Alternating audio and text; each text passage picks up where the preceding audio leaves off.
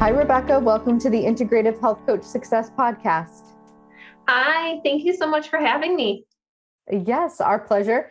Can't wait to talk with you about what you're specifically doing with your IHP certification. It's definitely something we haven't talked about yet. And I think certainly kind of something full-hearted and unique. So I can't wait to dive in. What we'll do first is, would you share with our listeners a little bit about what your current practice looks like? So kind of how you're operating currently, and then we'll back it up a little bit. We'll talk about maybe how you got started, if this is something you've always been doing, and we'll kind of go from there. Awesome. Yeah. So currently my practice is just me. I see clients from 2 years old all the way up to 80 years old. I see a wide range of things from hormonal issues, adrenal issues, to gut issues, mold, mycotoxins, other toxins, autism, all a huge variety of things. And I'm expanding actually because I'm so busy. I'm currently booked out into September. I don't know when this will be airing, but I probably have a 6-week waiting list right now. And so I have 2 nurses coming on board in the next 4 to 5 months. So I will be adding them in. And I work in a chiropractic office right now currently. And the chiropractor and I are taking over a 4,000 square foot space. And we are adding in a wide variety of people, whether it be mental health counselors.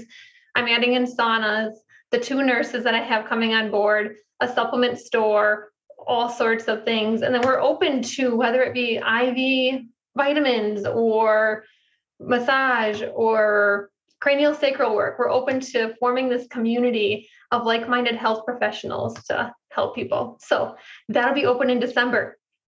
Oh, wow. So exciting. So do you primarily practice in person?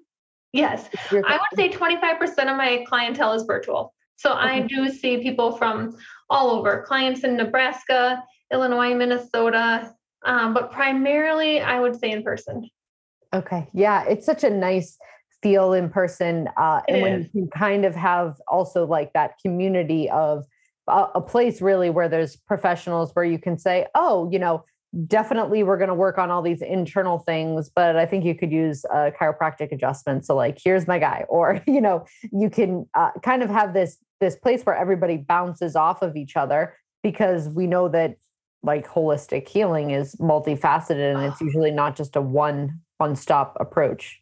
Amen. And I do love that. And with the clients who can get the nervous system work along with the integrative health practitioner work, it is amazing the benefit and how fast they can move through things compared to people who don't, or say EMDR or something like that. Huge. I just love having a community, a team that I can recommend people to truly help them. Yes. Yeah, absolutely. And I'm sure it works the other way where, the chiropractor might see somebody that, he's like, yeah, I can do all of this work, but you probably need to explore like what's happening with your gut, and he can refer people out to you. Yeah. And it's a place where you can feel like you're part of like an adults community, right? I think practicing virtually certainly has its perks and its flexibilities. But for a lot of people, it can kind of be a little bit more, you're independent. It can be a little bit more isolating in the sense that you're just, practicing in your home office, maybe. So it can be really, the community feel can be. Yeah. And I'm a total extrovert. So yes, that's great. So tell us a little bit about kind of how you got started in this line of work. Is it something you've always been interested in? Is it something that you got into, more recently? What was kind of your journey to this point, so to speak? Yeah, it's been kind of a wild journey. I've always wanted to go into the medical field. Since I was a little girl, I had toys that were all medical based. I always wanted to help people. And so after I graduated, I went into ultrasound school. So I did ultrasound for 14 years. And while I was doing ultrasound, working in a huge hospital, taking call, being up at night, being in the ER, my body just started to deteriorate. And before I knew it, I probably had signs and symptoms along the way, but I ignored them. My body awareness was completely gone, you could say, because one morning I woke up and I'm driving to work and I'm like, gosh, I can't feel my collarbone on one side of my neck. This is strange. And so I get to work and I take the ultrasound probe and I'm scanning myself and I'm like, that does not belong there. That has a lot of blood flow to it. This is, okay. So I go and get a radiologist. He comes in and he's like, yeah, that probably doesn't belong there. Doesn't look right, but let's get a CT scan. So I go down to urgent care. They order a CT scan. I get a CT scan and he's like, yeah, so we're going to send you for a biopsy today. I'm like, oh, okay. So I go over to the hospital and I get this biopsy and they walk in the room. The pathologist looks at it right away and walks in the room and says, yeah, Beck, it looks like you have lymphoma. So my life went from completely normal to you have lymphoma, you have a 20-centimeter mass growing in your chest, your left lung's partially collapsed, your trachea is pushed over, you need to start chemo like next week. I didn't have time to even think. And 3 years prior to that, my dad had passed away from lymphoma. Oh my gosh. So I'm thinking to myself, okay, this is it. Like I probably have 6 to 9 months to live and like my world's completely changed. And so needless to say, I was in the Western medical community. Like I knew nothing different. So I went through the chemo. I did chemo every other Friday for 6 months. And throughout that, there's a drug that you get called bleomycin. And I was starting to develop shortness of breath. And I would tell my doctor, I'm developing shortness of breath. And he would say, Becky, you're crazy. Why are you running? You shouldn't be working out. Like you're just to stop running that, and then it'll go away. Well, 3 visits later, I'm still complaining about it and it's getting worse. And he's still ignoring it. And I said, okay, fine. So they kept giving me the drug. And before you know it, one morning I woke up and I couldn't walk from my bed to my kitchen without gasping for air. I felt like I was being suffocated from the inside out. So I get a CT scan, and sure enough, I had scarring throughout both my lungs. I had bleomycin lung toxicity. I went on high-dose prednisone for a couple months, got a PET scan prior to that, and the mass had shrunk, but I still had a little spot left. And so they're like, you need to do radiation. I'm like, okay, I'll do radiation. So I did radiation. And meanwhile, the whole time I'm asking, what could I be eating? What could I be doing? Like why did this happen? Mm-hmm. And they're like, oh, it's just bad luck. You can eat whatever you want. And at that time, I knew I had celiac disease because my dad actually passed away from a lymphoma that's directly related to undiagnosed celiac disease. If you eat gluten, you have celiac, you can develop this rare type of lymphoma called EATL. And that's what he developed. So we knew why his cancer developed. We had answers like you eat the gluten, you get the inflammation, eventually your intestines develop this cancer. So when they told me I can eat whatever I want, I'm thinking to myself, that doesn't seem right. Like that doesn't seem logical at all. And so I just kept asking why, and nobody could give me answers. So I do the radiation, life goes on. It was just a bump in the road. I continue to take call. I continue to work full time. I continue to just pound my body, work out, fasted, all the things that crash your body. And so 3 months later, I'm laying in bed. I'm like, gosh, I feel like a burning in my chest, pain. This is weird. Like this shouldn't be here. I think it's back. I go and I tell him it's not back. Like that, this cancer rarely comes back. Like it's not back. Okay, I'll believe you. 3 months goes by and I'm like, gosh, I can feel burning down by my liver, down by my spleen. Like I feel burning throughout my entire chest. And he's like, no, you're crazy. Like it doesn't come back. You're fine. Actually, you can get your port out. And I'm like, okay. But I'm like, I said, I'm not going to get my port out until you give me a CT scan, at least a chest CT. And so he did. And sure enough, I had masses throughout my chest, masses down by my liver, down by my spleen. And so I had done the research and I'm like, okay, I need a stem cell transplant. You're going to put me on high dose chemo. I'm going to go in for a stem cell transplant, all this stuff. And he's like, yep, you're right. Yeah, this is what we're going to do. And I said, okay, and you're going to write me a referral to somebody else because you haven't listened to me. So he did. And I went through with it. I did the stem cell transplant. I did all the things. Meanwhile, I started researching why? And I started to come across books like The Anti-Cancer Lifestyle, The Truth About Cancer, all these nutrition books and all these holistic health books. And I'm like, okay, there's a whole different world. There's a whole different realm of this. And so I started to dig deeper. And I'm like, okay, so nutrition does play a role. Toxins play a role. Wait a second, there's an emotional component to it. This totally makes sense. Like my dad passed away 2 to 3 years prior to me getting diagnosed. My mass had been growing for about 2 years. Or suppressed emotions, perhaps. And so I started digging into all this, and I hired a holistic doctor. And he's like, well, gosh, like you have this going on in your gut, and you have these food sensitivities, and you have heavy metals from mercury fillings and all this. And so we started working on things, and I felt better after my stem cell transplant, which completely kills every cell in your body and then basically gives you your stem cells back to bring you back to life. Well, 100 days post-transplant, and after working with him, I was hiking in Hawaii. Wow. I felt better than I had like my entire life. And now looking back, it's like, okay, I was probably impacted by mold. I had POTS. I had gut issues. I had all these things, and it was starting to all make sense.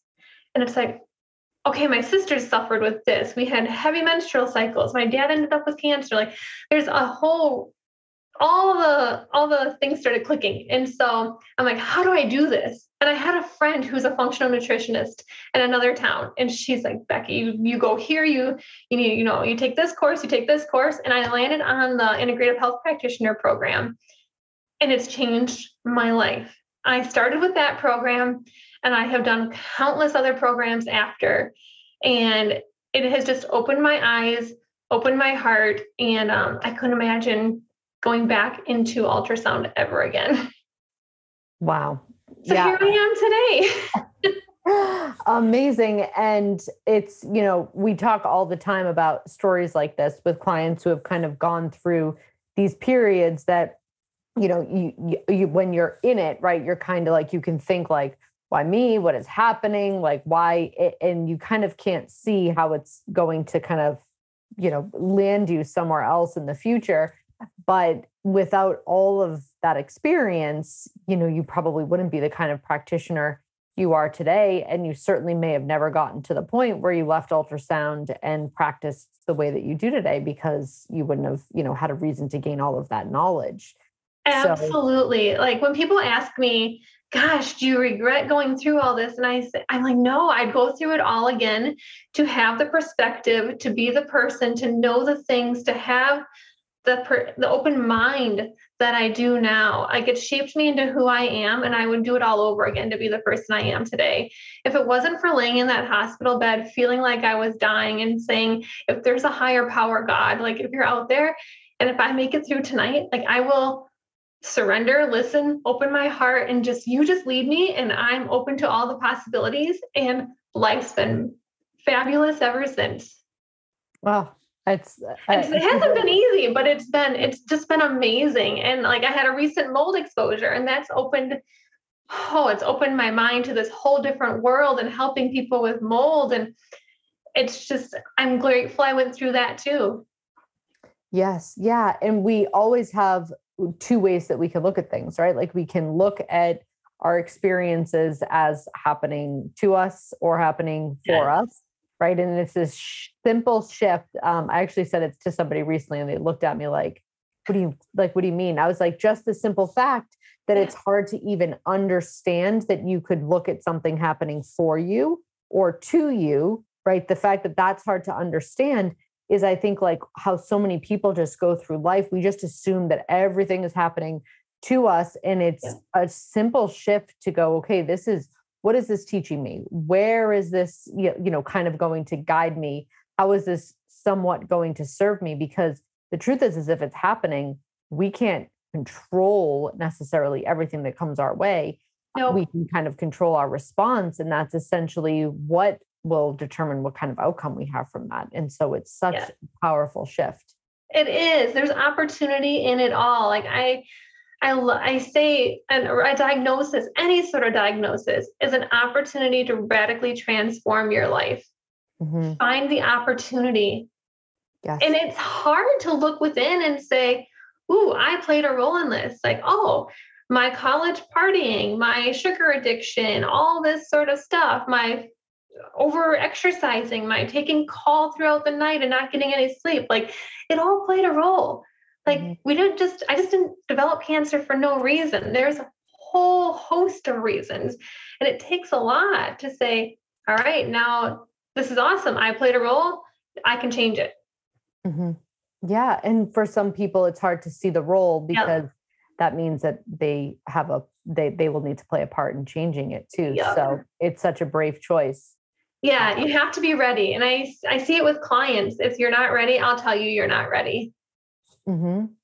Yeah, because it can be almost a more frustrating process Yep. when you're not ready. And so many people, the emotion that usually tells me that someone's not ready is anger. Like when Yeah. there's a lot of anger, either as far as like the position that they're in, or you can feel frustrated. You can feel kind of like even desperate. I don't mind desperate, but like when there's a lot of anger, that's the emotion that you're like, ooh, you're still kind of stuck in that victim Yes. type of mentality that can kind of hold you back. I think, you can certainly make a little bit of progress, but then those clients tend to hit a little bit of a wall where you're Yep. like, okay, now this is like the breakthrough part. That's where, the energetic stuff and leaning on other type of modalities than just like supplements and nutrition can be so effective because there can often be such an emotional connection to that. Absolutely. Mindset's the first step, regardless. Yep. Yeah, absolutely. And so it's very clear that you have a beautiful mindset and a beautiful heart. So I would love to kind of talk about the one little niche that you have and what you're doing with a nonprofit, which I think is incredibly interesting. We've obviously talked a lot about IHPs who are running successful practices and talking about their businesses and whatnot. And you're doing some nonprofit work with an autism organization. And I would love to hear a little bit more about that, kind of what your role is, what you're seeing, what kind of progress, kiddos tend to make, and anything you're willing to share with us. Yeah. So through the community that I work in and live in, there's a program called the Spectrum Program through a nonprofit called Evolving Wellness. And this is a grant that they get. And we take on kids, families basically, who maybe can't afford our services, but really need them.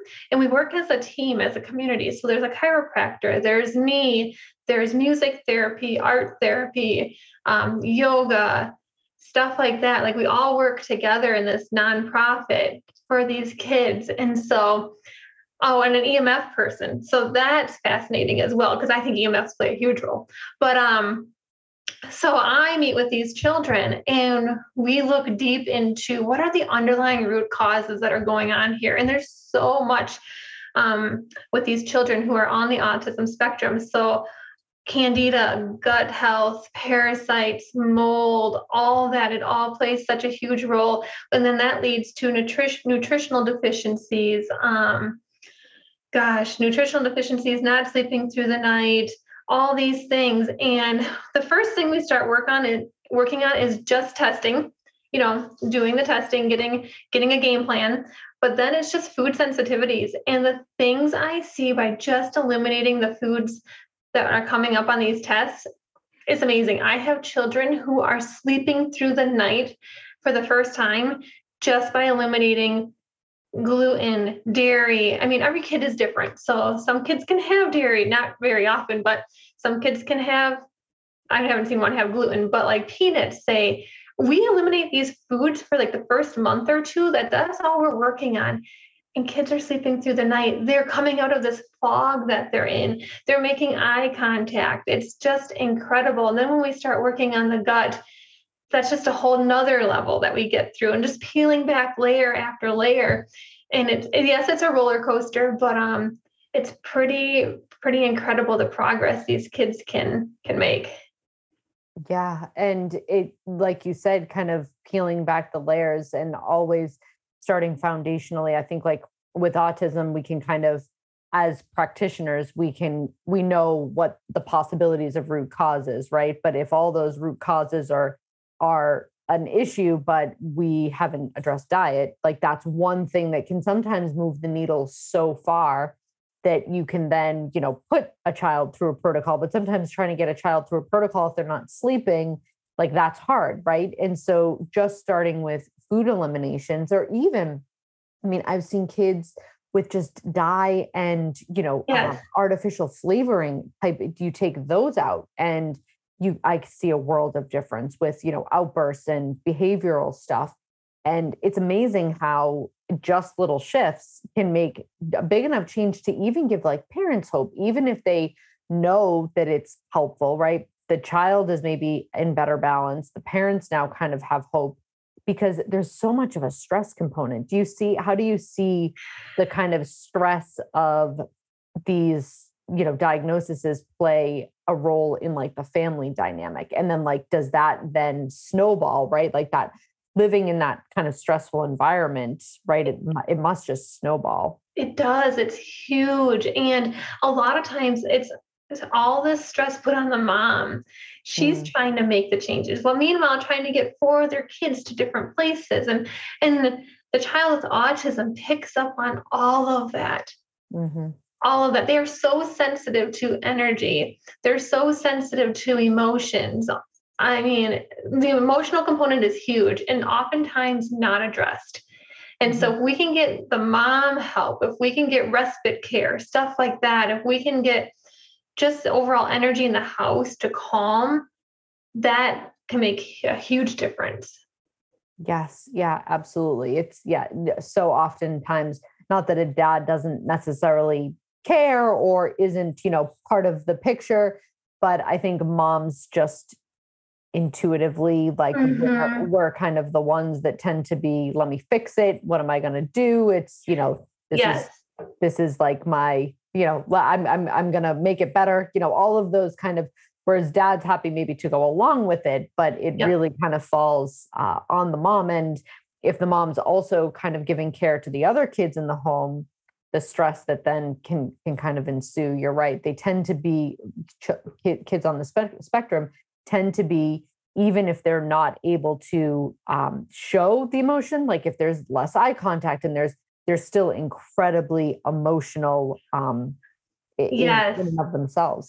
They're brilliant. Like these Mhm. kids are brilliant. And it's so amazing to see that start to come through and see their personalities start to come through and see moms and like families get out of fight or flight for the first time in years. Yes. Yes. Yeah. I interviewed a long time ago, but a mom who had a daughter with lots of disabilities. And her kind of thing is helping women who care for, children with health-based challenges, because like you said, it puts any caregiver in an incredible amount of fight or flight. And then like, what is their health like? And how Mm-hmm. are they, spreading themselves thin? It's such an important piece to support everybody in the situation. So it's Yes. Yes, I amazing that completely you're doing that. agree. Yeah. So I'm curious, other than food sensitivities, do you kind of see another, you know, uh, common theme as far as like, is it gut? Is it have heavy metals? Is it both, that you see with a lot of these kids that tend to have like, what's the next imbalance if we kind of go through food sensitivity elimination? Yeah, I would say with the kiddos that I'm working with right now, a large majority are impacted by mold. Mm. Whether that be mold in the environment or whether that be previous exposure to mom that has colonized her gut and she passed through breastfeeding to the child, which is a definitely a possibility. And I'm seeing mold playing a role a lot, whether it be colonized in the gut or whether it just be a current exposure. I definitely see that playing a huge role. I see candida overgrowth, um, parasites playing a huge role. But that comes with the immune suppression, something suppressing that side of the immune system that's allowing these parasites and stuff to thrive. Heavy metals, yeah, heavy metals play play a huge role. And just overall toxic burden, like glyphosate. I see glyphosate off the charts in these kiddos, plastic, stuff like that. So just overall toxic burden and slowly working on emptying that toxic bucket makes a huge difference. And we have to go so slow. And meanwhile, making sure mineral deficiencies, I see a lot of mineral deficiencies in these kids. So getting them on minerals to support their body and their body's own ability to start detoxing is huge.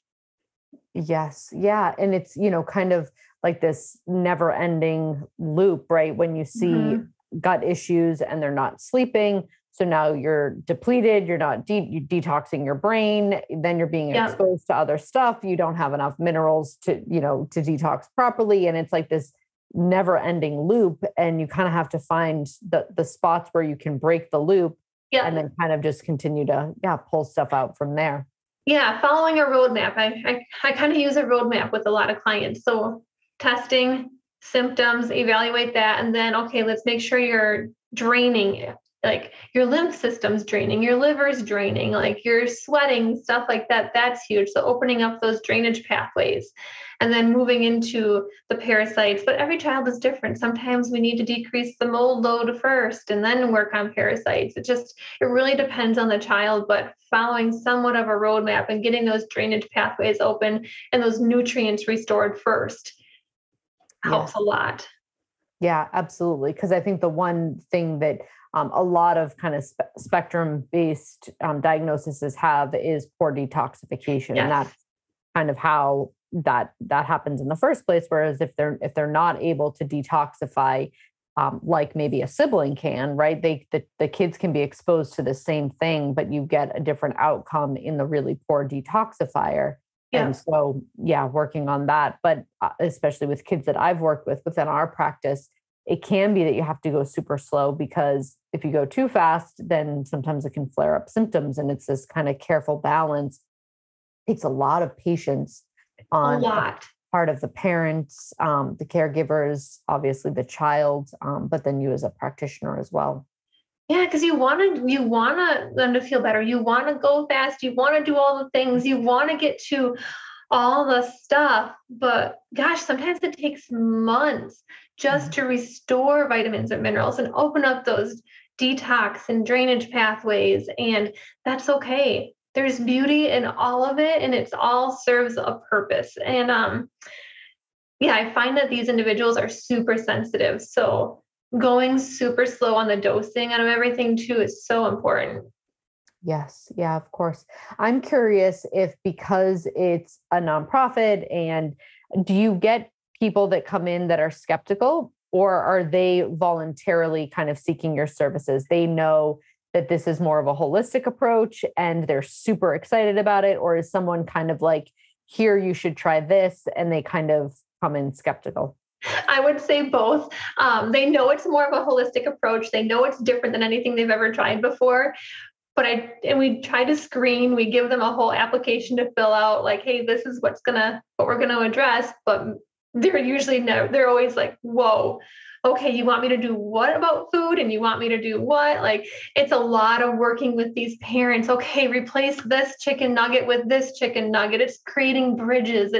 We're not going to eliminate everything all at once. Okay, if this child is eating pizza, okay, well, we can switch to this gluten-free pizza. It's not like we're going to go a whole food diet in the next 2 days. It's not possible. So, it's a lot of holding hands and educating and all of that. And they're usually shocked by it. Yes. Yeah. Because I think, especially if you come from more of a conventional setting and you move into, working with someone that's trained in IHP like yourself, it can kind of be a shock. And it's a different kind of work. It takes a lot of time. It takes a lot of patience. It takes adjusting. Again, if you have other kids in the house, then are they, okay, so are you going to give the other kids the same pizza and not the gluten-free, or it can be such a juggling act. And so sometimes, we see it too. A lot of times the people that we see know what we're all about. They're super thrilled to kind of be able to to be in contact with us. But then we have some people that are like, no, you need to go do this. Trust me, it will help. And they're like, wait a minute, what do I have to do? I know. I love just explaining things and educating, because they're like, but no, parasites don't exist in the United States. And I'm like, okay, lots of opportunity here. Or my doctor said mold doesn't play a role in anything. Okay, lots of opportunity here too. It's fun. I mean, it's really, when they start to believe you and you start to show them studies and you start to explain all this, they're like, oh my gosh, this makes sense. Like this totally makes sense. And then when they start to see progress, then it's just fuel to keep on going. And that's where the magic happens. Yes. Yep. It's always the progress that gets, I always say, like, it's a snowball effect. If you can just get that first, like, little snowball rolling. Yes. Once anybody, right? Like adults are no different. But once you can kind of see that something is working and you're noticing positive changes, it kind of just continues to light your fire to keep on going.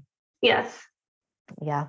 All right. So if we were to kind of, if I were to ask you because it sounds like you have your hands in a lot, what's your favorite kind of person to practice? Do you love like doing women with hormones? Do you love doing gut-based stuff? Do you have one kind of little part about what you do? Maybe it's working with the kids with autism that totally like lights you up, or is it all of it? Because it very well could be all of it.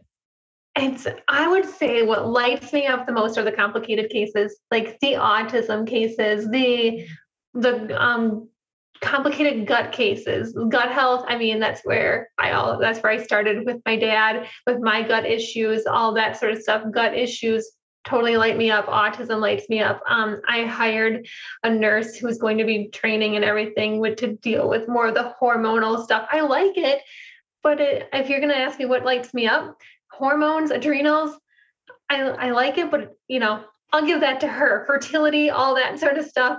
I'll give that to her unless it's really complicated. So I just like the more complicated, the better. Yeah. Oh, that's awesome. If someone's listening and they want to kind of find out more, where are all the places that you kind of show up? So social media accounts, websites, any places that you want to share with us? Yeah, I like to put a lot of education out when I have the time on Instagram. I'm mostly on Instagram, Holistic Nutrition LLC, and holistic is with a WH. Okay, perfect. And do you have a website? holisticnutritionllc.com, also with a WH. So pretty simple. And just stay tuned, because I will have more people coming on board and talking about the hormones, the fertility. And then I think we're going to start incorporating some bioresonance scanning too. And who knows, the possibilities are endless. We're open for it all. Yes. Well, that's usually when it all comes, right? When you're open to it, that's when the magic happens. Thank you so much for being a guest on the Integrative Health Coach Success Podcast. This was such a great new and refreshing conversation. I appreciate you sharing everything you did with our listeners. Yeah. Thank you so much for having me. You're welcome. We'll talk soon. Thanks, Rebecca. Take care. Bye-bye.